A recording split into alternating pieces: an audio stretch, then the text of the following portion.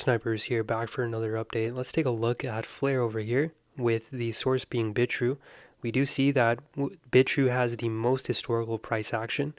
Going all the way back to May 2021, we have a 5-wave move to the downside. Okay, wave 1, 2, 3, 4, 5. Come up for an ABC correction. And then you have another 5-wave move to the downside with an ending diagonal within the 5th wave. Notice how we have a falling wedge over here. This over here, this was marking the end of our downtrend. Then we rallied. Then we had a very nice rally up from the lows, going a little bit over 7x. Okay, with the 5th wave extending of your first wave up towards the 1.236% extension. You see how we perfectly hit that 1.236, 1.382 region right over here, and then we went in for our B wave, or our second leg down in the counter trend before we have our third leg higher. Now notice how this B wave over here came down to the 78.6% fib. Okay, so if you just take a fib from the very high over here down to the low, you can see that we have come down to the 786 here. So we're very, very oversold over here. And like I say in all my videos, the altcoin market likes to come down to the 70.2% fib before you see a nice reversal to the upside. If you end up losing the 702, then it's likely we come down to the 786 and then see the reversal from there. A worst case scenario for FLR would be a move back down to the 886 at 0.0104. But we should be good here as long as the others Bitcoin chart is still squeezed and is trending up. Okay, so if we go ahead and take a look here at the others Bitcoin chart, you can see that we're very squeezed here. We're actually attempting a breakout of this bullish falling wedge pattern with bullish divergence here on the 3-day RSI. Okay, so this chart is very important in regards to analyzing the health of your altcoins, and we can see that we're breaking out here. And when we have this breakout, you're going to likely see FLR have that breakout as well. Okay, now when we look over here, we do see that this trend line was acting as a huge resistance in the past. Okay, for almost 3 years here, right? So we have liquidity resting above this trend line. Remember, there's always liquidity resting above the current prices in crypto. Okay, there's a lot of people here waiting to exit. Okay, a lot of people that bought and are stuck over here. So price needs to come back up to fill that inefficiency, fulfill that liquidity before you see the next market shift. Okay, so now the liquidity resting above that trend line would likely be sitting at around that 26 to the 22 to the 13 cent to 32 cent region. All I did to find these targets was I took a fib from this very high over here down to this low, and you can see that the 50% fib is sitting at around 13 cent, and the 618 and the 702 is at around 26 to 40 cent. Okay, you can also use the trend base fib for extra confluence, and we do see that the 100% fib there is sitting at 13 cent.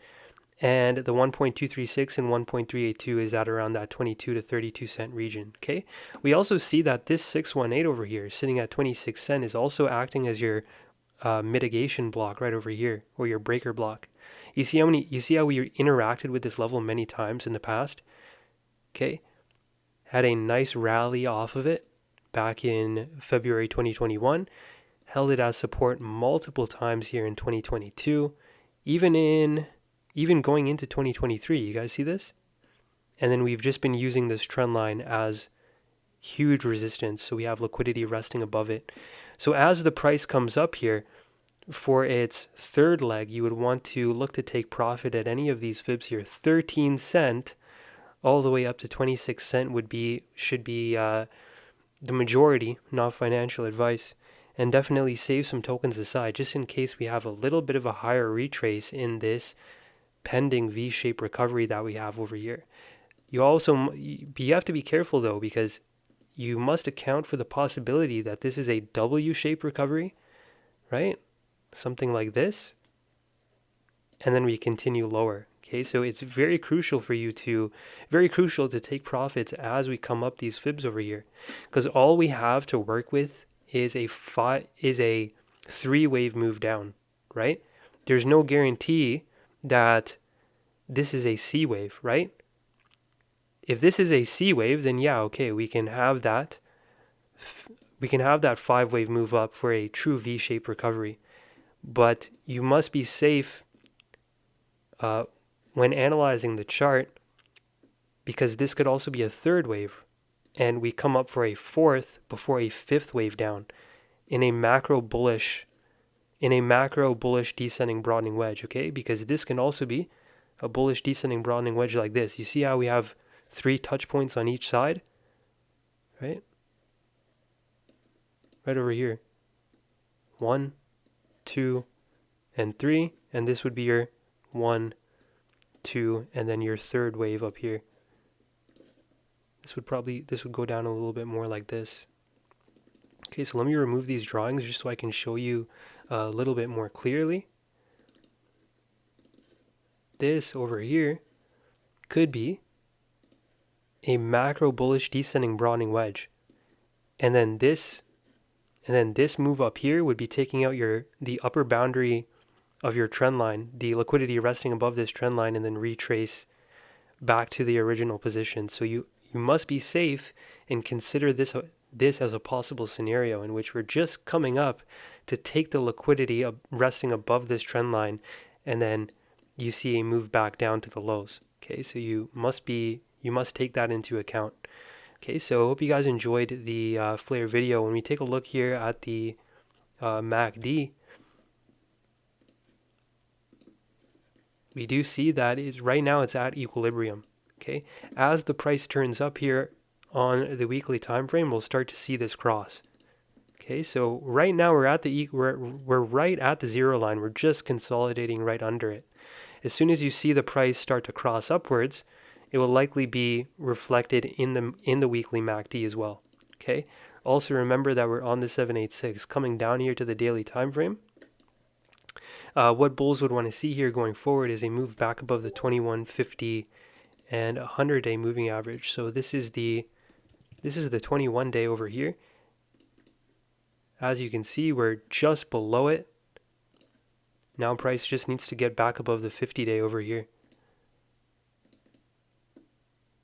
Right over here at 0.018. Okay, once you get that daily closure back above the 50-day, then it's likely go time for FLR. In my opinion, buying now you'd be the early majority if you were to be buying now, because when we account for total 3 versus others versus Bitcoin, we can see that this is breaking out, and then when we take a look at the RSI, bullish divergence there. Okay, so FLR is looking bullish over here, and it's looking pretty good. This over here would be your wave 1, your wave 2, your 3rd wave, come down for a 4th wave in a bullish pennant, and then you have an extension of your 5th wave coming towards the 1.236% extension. And then you have an A, B, C with the extension in the C wave. This is kind of like a falling wedge pattern as well. And usually whenever you have a falling wedge pattern, you're going to see a move beyond the bottom region of your falling wedge, and any price action below it would be considered your manipulation. So this is your manipulation over here. This over here is your accumulation, even though it doesn't look like it to the naked eye. It is accumulation because you had a lot of people accumulating within this wedge, hence why it's adhering to the trend line so well. So you have your accumulation, your manipulation under the wedge before you have your expansion. So this is a classic power of 3 setup. It's just shaped a little bit differently. Okay, so I hope you guys enjoyed the video. If you guys want to stay updated with FLR, then definitely click the link in the description below. Peace out and take it easy. See you in the next one.